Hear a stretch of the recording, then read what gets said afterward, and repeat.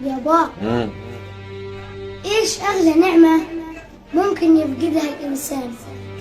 من وجهة نظري يابا أغلى نعمة الأب. ليش يابا؟ لأنه الأب يابا عمود البيت، الأب عمود الخيمة، الأب هو الهيبة، هو نوارة الدار، هو الكبارة، هو الاسم الكبير العظيم اللي بيكون جنب اسمك. كنا صغار ما كناش نعرف يابا قيمة أبونا.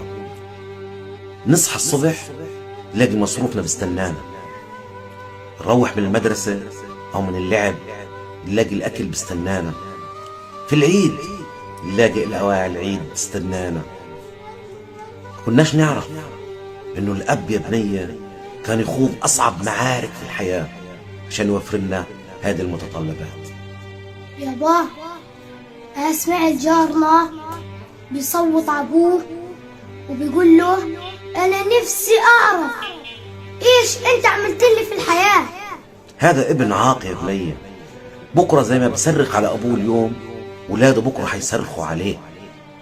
ما سألش نفسه اكتافه من وين أجل، طوله، عرضه، شكله، كيف نبت من الهواء.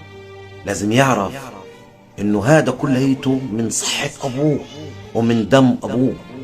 ابوه كان يخوض اصعب معارك